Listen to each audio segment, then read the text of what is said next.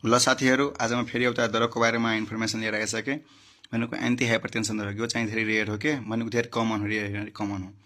अनि anti histamine drug भनेको के हुन्छ? Anti-hypertension anti histamine drug. Drug are the those class of drug which help to maintain or control the blood pressure in hypertension patient. भनेको hypertension anti hypertension drug भनेको के हो? त्यो class of drug जसले चाहिँ मेन्टेन, ध्यान गर्नु होला, मेन्टेन अर कन्ट्रोल। भनेको यसले चाहिँ फुल्ली ट्रिटमेन्ट छैन कि मेन्टेन अनि कन्ट्रोल मात्रै काम गर्ने गर्छन्। कसलाई? भनेको ब्लड प्रेसर जुन मान्छेलाई बढेको हुन्छ नि, हाइपरटेन्सन पेसेन्टलाई, त्यसमा चाहिँ युज गर्ने हुन्छ। ओके, ल अब हामी यसको क्लासिफिकेसनमा जाने। क्लासिफिकेसन चाहिँ अलि लामो नै हुन्छ। यसको सुरुमा हुन्छ एन्जियोटेन्सिन कन्भर्टिङ एन्जाइम। यसलाई चाहिँ हामीले एसी इन्हिबिटर पनि भनिन्छ, एन्जियोटेन्सिन कन्भर्टिङ एन्जाइम इन्हिबिटर।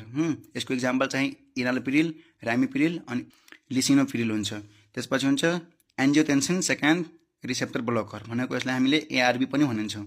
यसको इक्जाम्पल चाहिँ लोसार्टन, तेलिमिसार्टन, भ्यालसार्टन पनि हो। अनि त्यसपछि अर्को आउँछ क्याल्सियम च्यानल ब्लकर।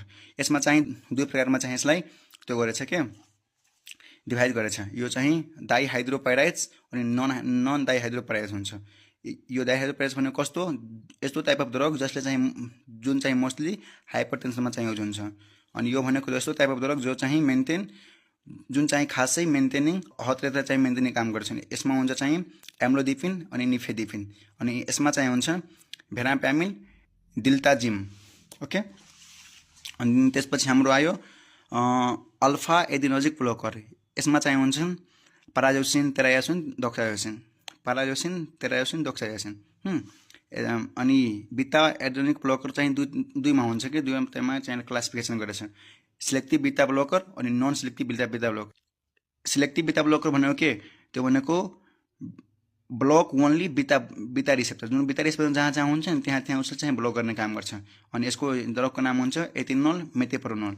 अनि यो चाहिँ नन सिलेक्टिभ बिटा ब्लकर भनेको जसले चाहिँ दुवै बिटा 1 अनि बिटा 2ले चाहिँ ब्लक गर्ने काम गर्छन् कि त्यसको रिसेप्टरलाई। त्यो भनेको प्रोपेनोल, टिमेलोल। अनि त्यसपछि अल्फा एन्ड बिटा भनेको दुवै कुन हुन्छ नि, अल्फा अनि बिटा, त्यो दुवैको एड्रेनिक कुन हुन्छ? एड्रेनर्जिक ब्लकर चाहिँ लाइबेटोलोल, कार्बिडोलोल। अनि त्यसपछि हुन्छ डायरेटिक्समा चाहिँ हुन्छ लुप डायरेक्टमा चाहिँ हुन्छ फ्युरेसिमाइड, टर्सिमाइड हुन्छ। त्यसपछि हुन्छ थाइजाइडमा कुन हुन्छ?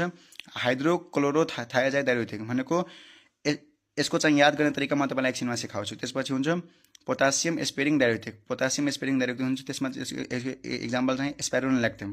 अनि अर्को हुन्छ कार्बोनिक एनहाइड्रोस इन्हिबिटर। यसको चाहिँ